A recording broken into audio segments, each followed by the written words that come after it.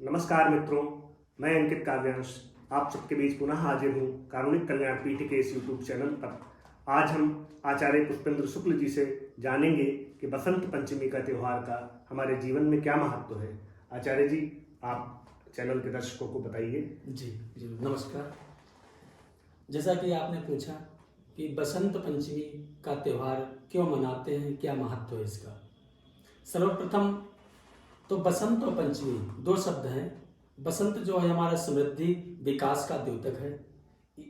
जो 6 ऋतुएं भारतवर्ष में मनाई जाती हैं, बसंत ऋतु, ग्रीष्म ऋतु, वर्षा ऋतु, शरद ऋतु, हेमंत ऋतु, शिशिर ऋतु। जी, 6 ऋतुओं में बसंत को जो है राजा कहा जाता है, ऋतुराज इसीलिए कहा जाता है क्योंकि बसंत में क्या होता है, आप भौगोलिक भी देखेंगे, खेत खलिहानों में पीले पीले पुष्प दिखाई पड़ते हैं हर जगह। गेंदा के पुष्प हों, लिली के पुष्प हों, चाहे सरसों के पुष्प हों, यहाँ तक कि वृक्षों में भी नव कोपल जो होते हैं वो भी नव पल्लवित होने लगते हैं इस बसंत ऋतु में।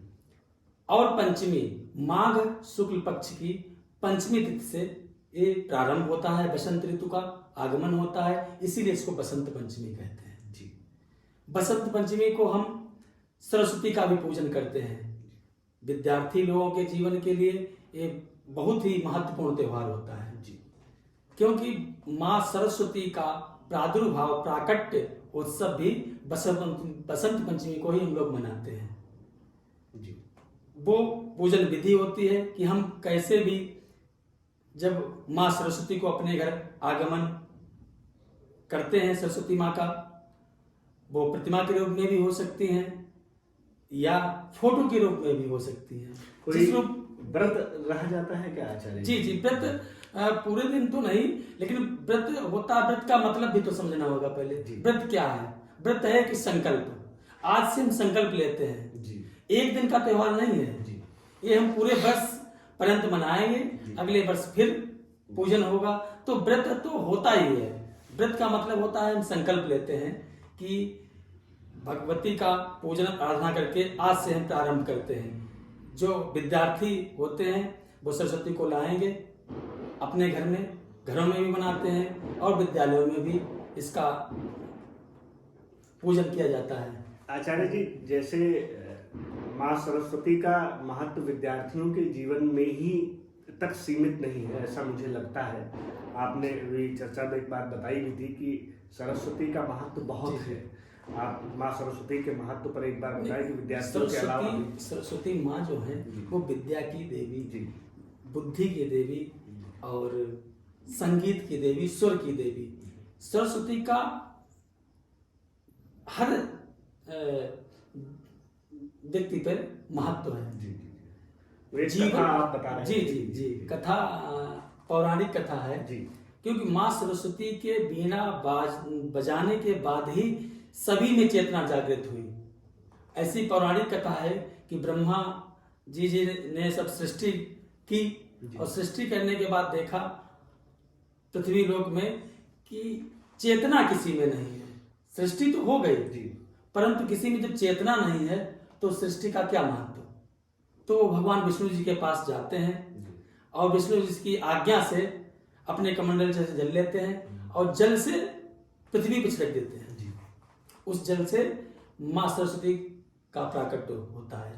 तो पंचमी के दिन ही बसंत पंचमी के दिन ही हुआ था, इसीलिए बसंत पंचमी के दिन से इनको जन्मोत्सव या प्राकट्योत्सव कह सकते हैं। माँ सरस्वती का होता है जो चतुर्भुज रूप थी, एक हाथ में पुस्तक, एक हाथ में वीणा, एक हाथ में वर लिए हुए थे जी जी। फिर उन्होंने ब्रह्मा जी ने स्तुति की माँ सरस्वती की और प्रार्थना की कि आप वीणा बजाएं ताकि इनमें चेतना में जागृति हो। फिर माँ सरस्वती ने जो वीणा बजाई उससे प्रकृति में जो भी सुसुप्ति अवस्था में चेतना थी वो जागृत हो गई। चैतन्य पूरा माँ सरस्वती की वीणा से ही जी जी। और माँ सरस्वती का जो हम पूजन करते हैं उसका भी विधान हम आपको पूजन विधान बताने की हम बात कर रहे थे कि माँ सरस्वती को जब हम लाते हैं अपने घर में, विराजमान करते हैं चौकी पर, और उसके बाद उनको पीले पुष्पों से, अगर पीला वस्त्र तो बिछाइए उस पर, और पीले पुष्प, पीला भोग उनका लगाइए। पीले वस्त्र पहनकर भी पूजन किया जाता है। वस्त्र का विशेष ध्यान रखा जाता है कि हम वस्त्रों का जो चयन करें वो पीला हो, क्योंकि वैज्ञानिक दृष्टि से भी हम जब देखते हैं कि पीला रंग का हमारा बहुत महत्व है जीवन में। अच्छा, एक बार इस पर जी। पीला रंग जो है वो हमारे दिमाग को पुष्ट करता है और उत्साहवर्धन भी करता है, मन को स्थिर करता है, ताकत देता है, और एक दिमाग में सेरोटिन प्रोटीन निकलता है, वो पीले रंग से ही। अरे वाह, कलर थेरेपी जी महत्व है। कलर थेरेपी अब तो बहुत चलती है इस समय, जो इसलिए पीले रंग का हमारे जीवन में ज्यादा महत्व है। माँ भगवती को भी पीला रंग बहुत प्रिय है, इसलिए जब हम पूजन करें सबसे सर्वप्रथम उनका आवाहन करें। आवाहन करने के बाद उनका षोडशोपचार पूजन करें। पूजन करने के बाद एक मंत्र है जो मैं आपको दे दूंगा, उसको डिस्क्रिप्शन बॉक्स में जी डाल दीजिए, क्योंकि ऐसा होता है कि हमने कुछ उच्चारण किया और आपने कुछ और सुना, तो कुछ लोग कहते हैं ना कि उसका प्रभाव नहीं हुआ हमारे जीवन में। तो सही विधि क्या है, तो विधि का अगर हनन हो गया तो फिर वो प्रभाव नहीं पड़ता है उसके जीवन पे। इसलिए मंत्र का चैटिंग जो करें वो विधि जो है वो हम बताएंगे आपको। मंत्र एक बार जी, ओम ऐं ह्रीं सरस्वत्यै नमः, उसको अनाहत चक्र पे विराजमान करना है। कितनी बार जाप करना है? 108 बार। 108 बार एक माला होती है, उसको जप करके, और ऐसी भावना के साथ उच्चारण नहीं करना है, मन में सांसों के साथ जोड़ना है। मानसिक जप करना, सांसों से जोड़ना है। जब हम सांसों से कोई चीज जोड़ देते हैं तो फिर उसका फल जो होता है वो अनंत गुना हो जाता है। वाचिक जो होता है उसका फल उससे कई गुना होता है। इसलिए जब हम मन से भी अंदर जब जाते हैं सांसों से किसी चीज को जब जोड़ेंगे तो उसका फल जो है वो अनंत गुना मिलता है। इसलिए जो चैटिंग करें और उसको अनाहत चक्र में रखें, ऐसे ध्यान करें, ओम ऐं ह्रीं सरस्वत्यै नमः, ओम ऐं ह्रीं सरस्वत्यै नमः। इस प्रकार से माँ सरस्वती का पूजन करें और उनका भोग लगाएं।